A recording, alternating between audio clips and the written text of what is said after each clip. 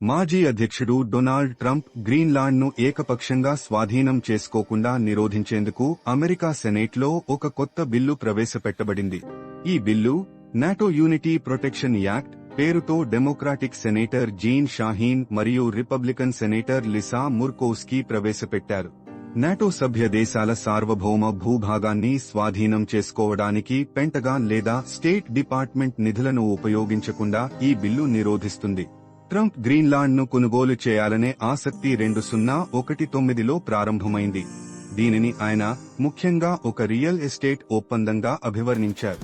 2025లో తన రెండవ పదవీకాలం నుండి ట్రంప్ గ్రీన్లాండ్ను ఆక్రమించుకోవాలి లేదా స్వాధీనం చేసుకోవాలి అని పదే బెదిరించారు. ఈ ప్రతిపాదనను గ్రీన్లాండ్ ప్రభుత్వం, డెన్మార్క్, ఇతర యూరోపియన్ నాయకులు మరియు అమెరికాలోని కొంతమంది రాజకీయ నాయకులు తీవ్రంగా వ్యతిరేకించారు. గ్రీన్లాండ్ అమ్మకానికి లేదు అని స్పష్టంగా ప్రకటించారు. అయితే ట్రంప్ పరిపాలనలోని కొందరు అధికారులు సైనిక చర్యను ఉపయోగించే అవకాశం ఉందని సూచించారు.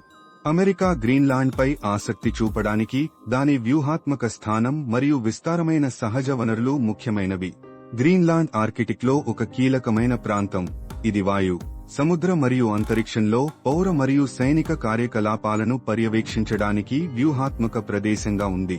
పితుఫిక్ స్పేస్ బేస్ అమెరికా యొక్క ఉత్తరాది సైనిక స్థావరం, క్షిపణి హెచ్చరిక మరియు రక్షణ సామర్థ్యాలను కలిగి ఉంది. ఇది హోమ్ల్యాండ్ భద్రతకు కీలక పాత్ర పోషిస్తుంది. గ్రీన్లాండ్లో ఇనుము ధాతువు, గ్రాఫైట్, యురేనియం మరియు రేర్ ఎర్త్ ఎలిమెంట్స్ వంటి సహజ వనరులు పుష్కలంగా ఉన్నాయి. ఇవి సాంకేతిక మరియు సైనిక అనువర్తనాలకు అవసరం. ఆర్కిటిక్ మంచు కరిగిపోవడంతో గ్రీన్లాండ్ చుట్టూ కొత్త షిప్పింగ్ మార్గాలు తెరుచుకుంటున్నాయి. ఇవి ఆసియా మరియు పశ్చిమ ఐరోపా మధ్య తక్కువ దూర ప్రయాణాన్ని అందిస్తాయి. సెనేట్ బిల్లు ట్రంప్ యొక్క గ్రీన్లాండ్ స్వాధీనం ప్రయత్నాలను నిరోధించడమే కాకుండా కార్యనిర్వాహక శాఖ యొక్క అధికారాలపై కాంగ్రెస్ యొక్క తనిఖీలు మరియు సమతుల్యత పాత్రను తిరిగి నొక్కి చెబుతుంది. అమెరికా రాజ్యాంగం విదేశాంగ విధాన అధికారాలను కార్యనిర్వాహక మరియు శాసనసభల మధ్య విభజిస్తుంది. ఈ బిల్లు కార్యనిర్వాహక అధికారం అతిగా వినియోగించబడుతుందనే ఆందోళనలను ప్రతిబింబిస్తుంది మరియు రాజ్యాంగ దౌత్య పరిమితులను బలోపేతం చేయడానికి శాసనసభ్యులు చేస్తున్న ప్రయత్నాలకు సంకేతం.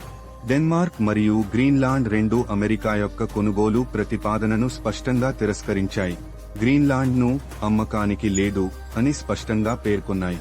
ఈ బిల్లు అమెరికా జాతీయ భద్రతా ప్రయోజనాలను తీవ్రంగా దెబ్బతీస్తుందని మరియు కాంగ్రెస్లో ద్వైపాక్షిక వ్యతిరేకతను ఎదుర్కొంటుందని సెనేటర్ షాహీన్ పేర్కొన్నారు.